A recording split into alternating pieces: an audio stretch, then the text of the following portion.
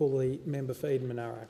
Thank you very much, Mr Deputy Speaker. And can I also thank the member for Newcastle for bringing this matter to the House and allowing me to share the stories I'm hearing as I speak with travel agents in the mighty Eden Monaro. Jenny and Jim at Queanbeyan City Travel were among the first to reach out. The Coopers have run their Monaro Street business for 32 years. This last year has been their hardest.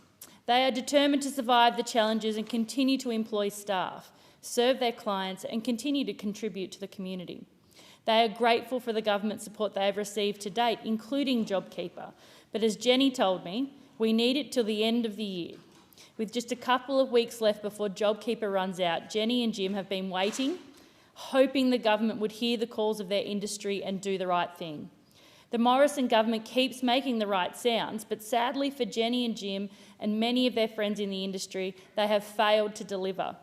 Last week, the government rolled out half-price airfares to a number of destinations. Welcome news if you're a Qantas or Virgin or one of the towns announced, which Merimbula was. And you would think it would be welcome news for travel agents too, but at this stage, it's just not clear.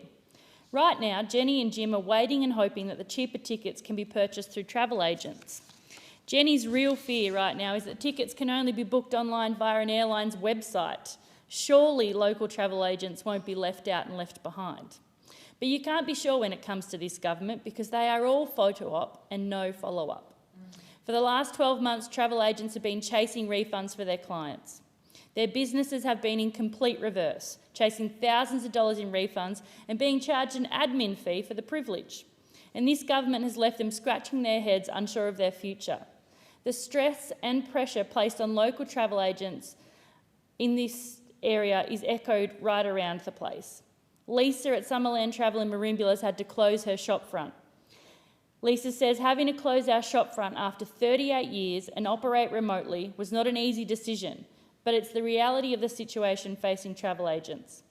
Like Jenny and Jim, Lisa's business has been part of the fabric of her community and she's working hard to be part of Merimbula's future. Then there's Jill at Hello World Merimbula, who has had to diversify her travel business and start selling gifts and homewares.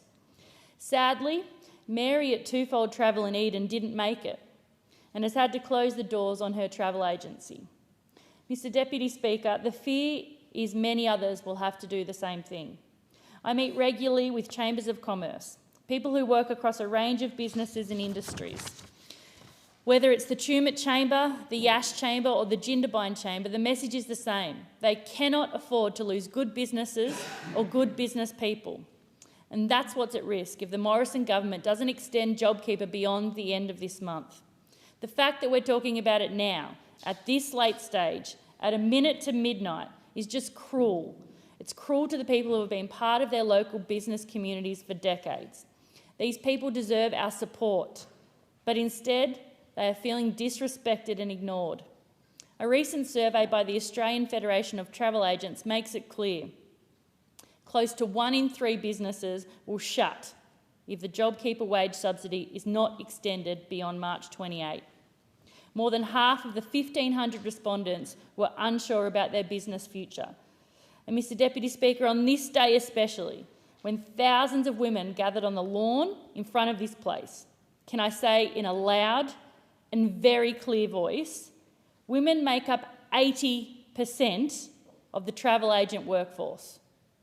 80%.